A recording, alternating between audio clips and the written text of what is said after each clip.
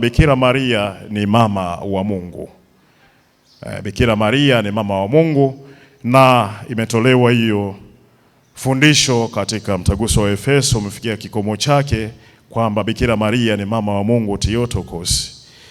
Na hii ni kadiri ya vigezo vya maandiko matakatifu na maendeleo ya teolojia yake. Kuwa yeye ni mama wa Mungu aliyejifanya mtu kwa ajili yetu sisi. Anakuwa mama wa kanisa pia. Kwa kuwa yeye ni mama wa Mungu, anakuwa ni mama wa kanisa kwa sababu amekabidhiwa Yohane pale msalabani alipoambiwa, mwana, tazama mama yako. Yohane anatuwakilisha sisi wote waamini. Bikira Maria kutoka kuwa mama wa Mungu anakuwa mama wa kanisa pia. Ndiyo maana anashiriki katika safari ya ukombozi wa mwanadamu. Kutokana na hayo, mama kanisa Magisterio anafundisha kwamba kuna dogma zake 4 za mama Bikira Maria ambazo ni za msingi. Maana tukiangalia kwa wale watu wa makundi ya Maria katika ile document, tunaona walikuwa wanafanya proposal mbalimbali kuwe na dogma hii. Lakini bado kanisa inabaki kuwa na dogma 4 za msingi za mama Bikira Maria. Hapo ndipo inaposimamia. Ya kwanza, Bikira Maria ni mama wa Mungu. Ni mama wa Kristo pia. Bikira Maria ni mama wa Mungu. Halafu ya pili, Bikira Maria ni bikira na ni bikira daima. Bikira daima.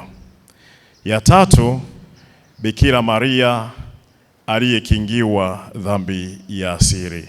Maria Immaculata.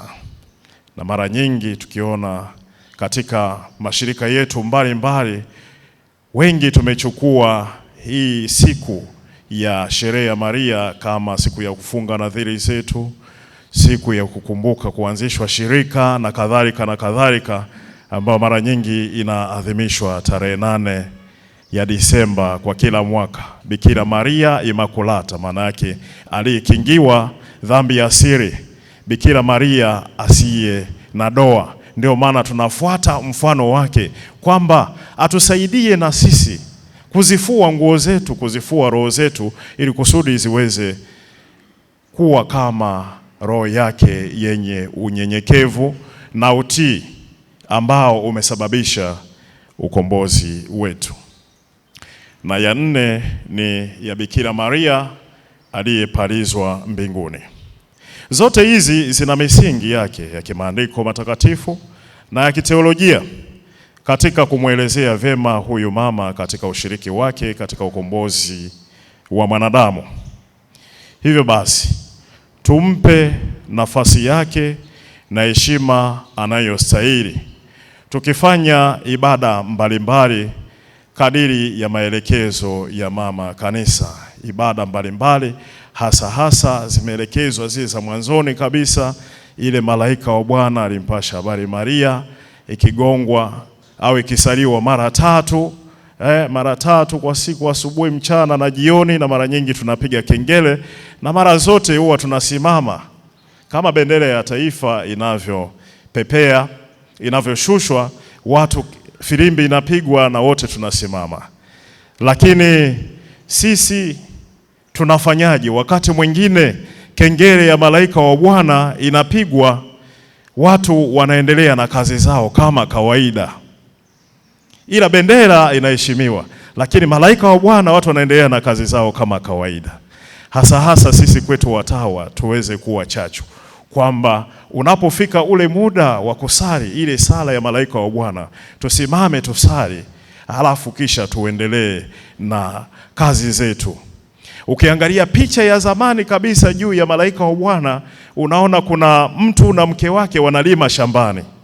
Ilipofika saa 6 mchana, wakaachilia majembe, wakaanza kusali sala ya malaika wa Bwana. Walipomaliza wakaendelea. Je, sisi tunafanya hivyo? Hii ni changamoto kwetu. Na zamani watu walikuwa wanaheshimu sana Na mimi nakumbuka wakati tuko wadogo sana, babu yake mama alikuwa ni mzee zaidi ya miaka 100. Kwa hiyo sisi alikuwa ni mzee, hatembei, anakaa pale nyumbani. Lakini ikifika saa 6 shuleni inagongwa kengele, inasikika mpaka nyumbani. Sasa sisi ni watoto watuelewe, ila anasema nyinyi ikifika saa 6 mkishasikia kengele imegongwa mje mniambie. Basi tunaendelea tunacheza kama kawaida. Nacheza tukishasikia kengele imegongwa, babu kengele imegongwa. Anaanza malaika wa Bwana alimpasha habari Maria naye akapata mimba kwa salama. Sisi hatuelewi chochote, tunaona kama huyo mzee vipi, ngoja sisi tuendelee na michezo yetu. Lakini alishika ile imani ya tangu zamani kwamba ikifika saa 6 ni sala ya malaika wa Bwana Angelus, au kipindi cha Pasaka, Malkia wa mbingu furahi, haleluya. Hiyo ndio changamoto, tuzishike ibada zetu zile za zamani kwa Bikira Maria. Tusiwe wepesi wa kutengeneza ibada nyingine nyingi ambazo kwazo hata zile za zamani za utamaduni wetu tunazisahau. Ili kusudi ujue kwamba hizo ibada tunazisahau, ukienda darasani kufundisha katekesi, sister, waambie watoto wasali sala ya tunaukimbilia. Utaona hapo kivumbi chake kinavyokuwa.